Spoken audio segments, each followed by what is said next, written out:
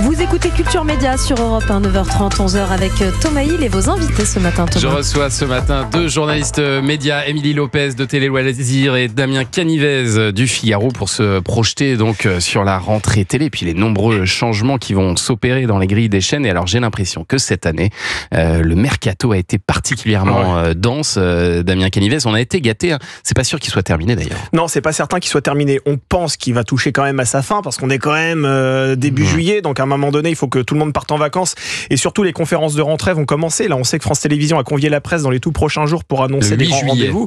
Donc à un moment donné, là, il va falloir quand même dessiner les contours des grilles. D'ailleurs, justement, en parlant de France Télé, encore ce week-end, on a appris deux changements majeurs. D'abord, un changement à la présentation des enfants de la télé. Laurence Boccolini va donc devoir céder le fauteuil qu'elle occupait depuis 2 saisons. Pourquoi ce changement tout à coup, Émilie Lopez ? J'ai pas compris du tout. Et sincèrement, si quelqu'un, un expert média vous dit « mais moi je l'ai vu venir », c'est que c'est un gros mytho. Personne ne l'a vu venir, c'est une grosse surprise. Les audiences étaient bonnes en plus. Pour ce programme-là, en plus, il faut être un petit peu capé, savoir le tenir. Je trouvais qu'elle le faisait très très bien. Et ça a été l'énorme surprise. En fait, il n'y a pas de raison palpable, il n'y a pas d'histoire de coût parce que l'émission continue. Il n'y a pas d'histoire d'audience parce que les audiences étaient bonnes. Il n'y a pas de ce qu'on sache de soucis avec les invités ou quoi que ce soit. Alors moi, j'ai entendu parler d'une assez mauvaise ambiance en coulisses et des difficultés peut-être avec la production de l'émission. Je ne sais pas si vous avez entendu ça aussi Damien Canivez, mais c'est vrai que c'est assez surprenant et c'est assez rare ce genre de mouvement comme ça de dernière minute. C'est pas inédit parce qu'effectivement, ce n'est pas nouveau qu'un animateur soit remercié de façon aussi brutale. Mais néanmoins, j'ai été très peiné de lire le message que Laurence Boccolini a publié sur son compte Instagram parce qu'on sent qu'elle nage en pleine incertitude et je suis désolé, moi personnellement, j'en veux beaucoup à la direction de France Télévisions parce que effectivement, ce n'est pas nouveau qu'un animateur soit évincé comme ça d'une saison à l'autre. Néanmoins, là, on parle de Laurence Boccolini quand même. Et Laurence Boccolini, c'est l'un des piliers de la télévision. Je suis désolé, elle a quand même marqué l'histoire du petit écran au fer rouge avec des marques comme Maillon Faible, comme Money Drop, 4 millions de téléspectateurs. Je pense que Laurence Boccolini mérite un petit peu de respect. Et quand elle apprend vendredi soir qu'elle n'est pas reconduite... elle l'a appris vendredi soir. Elle l'a appris vendredi soir. Elle l'a appris vendredi soir. Le lendemain, ça fuite dans la presse et elle ne s'y attendait pas forcément, si vous voulez. Alors peut-être qu'elle avait eu des bruits de couloir, etc. Mais si vous voulez, il n'y a aucun indice tangible qui pouvait lui laisser penser qu'elle allait être remplacée eu égard aux audiences qu'elle enregistrait. Donc si vous voulez, c'est assez surprenant que France Télévisions se comporte ainsi avec des véritables stars de la télévision et c'est assez regrettable, je pense. Et puis évidemment, plus ça arrive tard, plus c'est compliqué pour eux de se retourner et de trouver un autre poste ailleurs. Faustine Bollaert va donc la remplacer à la tête des enfants de la télé. Est-ce que c'est un bon choix pour vous ? Est-ce que vous le comprenez, ce choix de France Télé ? Faustine Bollaert, c'est toujours un bon choix parce que c'est l'une des animatrices préférées des Français. Elle incarne avec brio des magazines sur le service public tel que ça commence aujourd'hui, la boîte à secrets aussi en prime time. Elle incarne également Safe Zone aussi sur YouTube. Elle est sur RTL. Elle a plein de prime.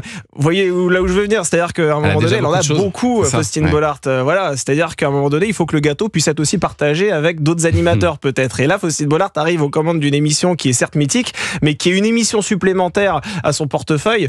Je pense que Laurence Boccolini pouvait rester un petit peu. C'est amusant ce que vous dites parce que ça va dans le sens de ce qui est en train de se passer beaucoup à France Télévisions. On voit une forme de concentration autour de quelques animateurs stars. L'exemple, c'est Cyril Ferraud, c'est Bruno Guillon, c'est Nagui, c'est Faustine Bollaert maintenant. On a l'impression qu'il y a cette stratégie d'aller capitaliser sur quelques grands noms seulement. Oui, mais parce qu'en fait, c'est des noms qui sont rassurants aussi pour les téléspectateurs.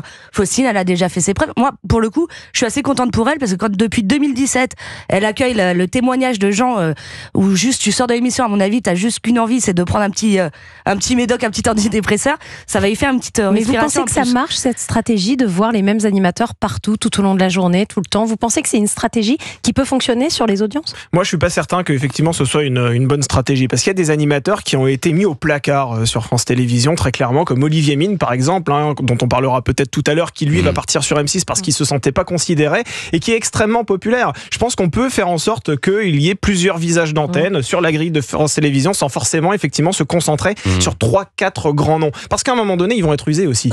C'est-à-dire qu'on va pas pouvoir aussi les tordre comme vous voyez, une vulgaire serpillière. Ils vont devoir dormir, ils vont devoir prendre des vacances. Vous voyez, ils vont être aussi peut-être un petit peu usés au fil du temps. Ouais, mais sur les autres chaînes, pendant très très longtemps, ça a été ça aussi. Pardon, mais sur TF1, on avait Nikos à toutes les sauces. Sur M6, on avait Stéphane Rothenberg qui faisait à la fois Pékin Express et Top Chef. Rien à voir entre les deux. Et ça n'a jamais dérangé personne. Et pour répondre à ta question, en termes d'audience, on ne voit pas de différence. Non. Cyril Ferraud, il peut présenter n'importe quoi. Ça marchera. Il peut présenter le jour du Seigneur, en fait, ça fera un énorme carton. Ce sont des vrais repères pour les gens. Et comme on a un paysage médiatique qui est assez éclaté avec de nombreuses chaînes, de nombreuses propositions aussi ailleurs sur les plateformes, et ben finalement, ils capitalisent sur des noms et des visages que l'on connaît et qui sont effectivement, comme vous l'avez dit, rassurants. Oui, mais je pense que Laurence Boccolini fait partie des noms rassurants. Parce que Laurence Boccolini a incarné des émissions qui d'ailleurs ont été relancées très récemment à la télévision. Le Maillon Faible, par exemple. Nous sommes dans une époque où on a besoin justement de titiller notre nostalgie. Laurence Boccolini fait à mon sens partie des animatrices qui ont besoin d'être aussi aujourd'hui sur le devant de la scène pour rassurer les Français. Il y a quand même 2 arrivées à France Télé. On parle des arrivées de Patrick Sabatier et de Bernard Montiel à la rentrée. Et puis alors l'autre grande nouvelle du week-end, toujours sur France Télé, c'est le jeu Question pour un champion qui donc ne sera plus diffusé que les samedis et dimanches. Ce jeu qui était en quotidienne depuis 1988.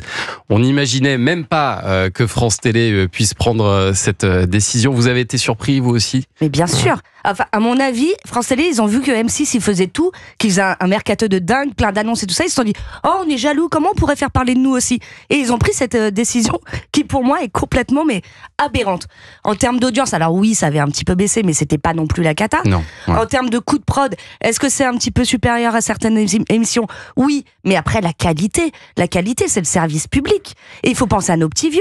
Nos petits vieux, on leur a déjà changé la numérotation en haut. Ils ne savent plus s'ils sont sur France 2, France 3, France 4, France 5, ils sont complètement perdus, ils vont arriver, il n'y aura plus leur émission en semaine. Je trouve, mais c'est un non-sens. Est-ce que vous avez une bonne explication à cet arrêt ? Parce que Samuel Etienne, il a tenté sur Twitch de donner des explications. Lui-même était un peu démuni finalement parce qu'on lui a pas dit grand-chose de pertinent comme explication pour l'arrêt de Question pour un champion. La véritable justification à cet arrêt, c'est ni plus ni moins l'ancienneté de l'émission. C'est-à-dire que France Télévisions a décidé de renouveler la grille, mais si vous voulez, le public assez âgé, je suis d'accord avec Émilie, c'est-à-dire qu'il est souvent sacrifié sur l'autel de la modernité. Et c'est triste parce que c'est un public qui existe aujourd'hui à la télévision. Et là où France Télévisions fait, à mon sens, une grossière erreur, c'est que Question pour un champion va bien au-delà du petit écran. Aujourd'hui, il existe des clubs en France qui sont très ancrés d'un point de vue régional, où des personnes sont en train de jouer sur les conditions de Question pour un champion avec Samuel Etienne, si vous voulez. Il y a quand même un argument qui n'a pas été avancé du tout, c'est que, alors effectivement, France Télévisions a besoin de faire des économies importantes, et donc par élimination, en fait, c'est arrivé sur Question pour un champion,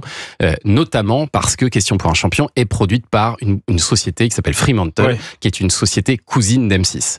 Et je pense que dans le choix qui s'offrait à France Télévisions, ils se sont dit, tant qu'à faire, on va plutôt faire du mal à un groupe concurrent plutôt qu'aller sur notamment des animateurs sur lesquels on mise beaucoup comme Cyril Ferraud et ses jeux sur France 3. Je pense que cette logique-là aurait été entendable si ça avait été sur un groupe privé. Or là, on parle d'une émission qui est sur le service public et qui doit normalement assurer une mission de service public. Et Question par un champion fait partie de ces émissions qui plaisent aux Français. Et alors là où ça bouge le plus, c'est du côté de l'info avec un mercato particulièrement animé cette année. On va en parler dans un instant, mais d'abord, c'est le journal des médias qui arrive.